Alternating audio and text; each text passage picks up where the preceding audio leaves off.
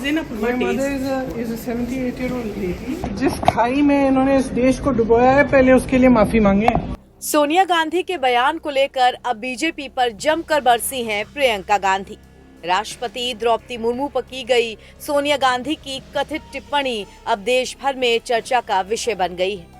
कांग्रेस महासचिव प्रियंका गांधी ने राष्ट्रपति द्रौपदी मुर्मू के अभिभाषण के बाद सोनिया गांधी द्वारा की गई एक टिप्पणी को लेकर बीजेपी के हमले पर पलटवार करते हुए कहा कि उनकी मां राष्ट्रपति का बहुत सम्मान करती हैं तथा उनकी बातों को तोड़ मरोड़ कर पेश किया गया है।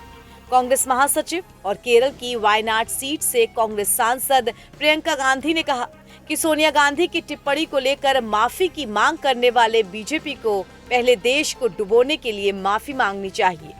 My mother is a 78-year-old lady. She simply said that the president must have been tired reading such a long speech. Poor thing. I don't think she fully respects. In fact, she has the utmost respect for her.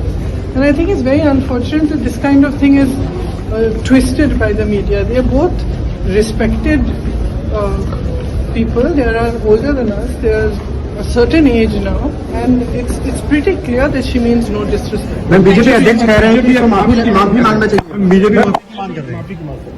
अरे जिस खाई में इन्होंने इस देश को डुबोया है, पहले उसके लिए माफी मांगे। Thank you. दरअसल संसद परिसर में पत्रकारों के सवाल पूछने पर सोनिया गांधी ने राष्ट्रपति को पुअर लेडी यानी बेचारी महिला कह दिया था। उन्होंने आगे कहा था कि वो अपने संबोधन के आखिर तक थक गई थीं और बहुत मुश्किल से बोल पा रही थीं। Boring. No comment. No, the poor lady, the president was getting very tired by the end. Repeating the same thing again No, and she again. could hardly speak, poor thing. Sonia Gandhi की इसी टिप्पणी पर कई बीजेपी नेताओं की तरफ से आपत्ति जाहिर की गई और कहा गया कि सोनिया गांधी राष्ट्रपति और भारत के आदिवासी समुदाय से बिना शर्त माफी मांगे।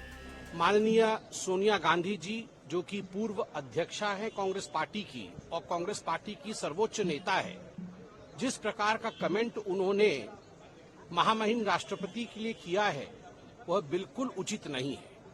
उन्होंने कहा कि राष्ट्रपति जी अपने पूरे भाषण में शी वॉज वेरी टायर्ड, वो बहुत थक गई थी। And what a poor thing, उन्होंने उन्हें पुअर थिंग मतलब बेचारी, अगर मैं उसको ट्रांसलेट करूं तो हिंदी में बनता है कि बेचारी। स्पष्ट रूप से हम कहना चाहेंगे कि महामहिम राष्ट्रपति कदाचित बेचारी नहीं हो सकती है। भारतवर्ष एक गणतंत्र है, विश्व का सर्वोच्च लोकतंत्र है, और इस लोकतंत्र की जो प्रथम नागरिक है वह आदिवासी समाज से आई एक महिला है, और कदाचित एक आदिवासी समाज से आई महिला एक पुअर थिंग कोट अनकोट बेचारी नहीं हो सकती है। वो सशक्त है, सबल है।